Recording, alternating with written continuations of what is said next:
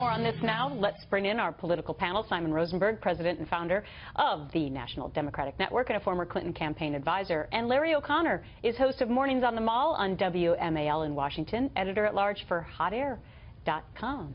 That's a new position, right? It is. Okay. Yeah. Congrats. Great team over there. All right. So Larry, Ted Cruz is back in the race. Marco Rubio doesn't want to be VP. What's going on? Well, first of all, welcome to Simon's town. It's great to have you down.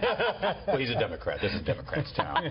But yes, listen, I don't know what's going on here actually in Ted Cruz's mind, because this doesn't make any sense. I have a feeling that people in the Glenn Beck orbit are getting very excited about this. He was in that, in an interview with Glenn. He wanted to say some things that would, make people happy, because it doesn't make any sense. It's not logical.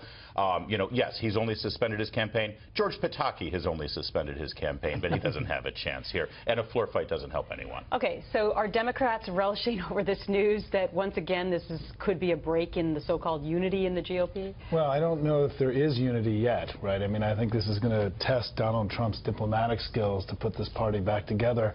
There's an amazing amount of opposition. I mean, look, I come from a party that can often be very factious and a lot of infighting. No. You don't even have a nominee yet. I know, exactly. and so it's been a little bit surprising to me to see the continued level of opposition when it's clear that Trump's going to be the guy. Okay, let's The weird thing here, by the way, just really quickly, talking to the voters as I do on radio, on talk radio, Cruz voters and Trump voters have a lot in common. Yeah. They're actually very similar. Well, they're both outsider voters, and they made up 75% of the primary electorate thus far, and that's why I have said that the establishment should be looking at those numbers a little bit more closely. Right. On point. But let's look at Marco Rubio and what he said now about, he's not interested at all in being the VP for Trump. My previously stated reservations about his campaign and concerns with many of his policies remain unchanged. He will best be served by a running mate and by surrogates who fully embrace his campaign. As such, I have never sought, will not seek, and do not want to be considered for vice president. So, Larry, this is on the heels of Trump saying, hey, I might look at all 16 of my former competitors on the GOP side. Which was a heck of an olive branch for Trump. And,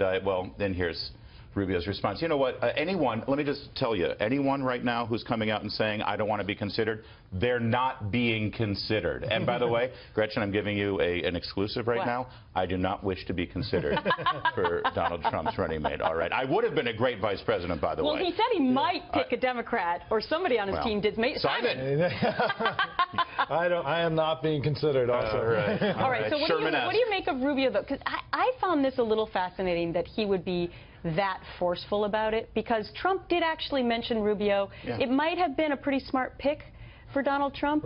And if Trump wins, it gets Rubio to the White House quicker than running again by himself. Listen, Rubio says that he's going to run in 2020 after Trump loses. It's amazing this is already being discussed. Can he let the guy run his race and see what happens? I mean, it's, look, Rubio, I think this was a mistake by Rubio. And I think, he's very quickly going to be out of the limelight and, desperately trying to get back in the game.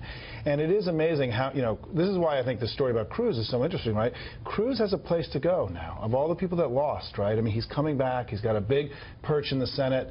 And he's got a big decision to make. Is he going to continue to be a bomb thrower the way that he was, or is he going to be more of a mature statesman? I think this is going to be one of the biggest stories of the Republicans this year. And he has leverage. If there's going to be unity coming out of this convention in Cleveland, it's going to depend on Cruz and his voters. So Trump needs him. He could be the VP pick as well. You never know. That would be fascinating. My money's that on would Kasich. be fascinating. My money's on Kasich. Or it could be Pataki. Or me. You took yourself out earlier. That was just 5 seconds ago. Although today is the day of changing your mind. That's right. Never say never. Who knows? Guys, great to see you. Thanks so much, Gretchen.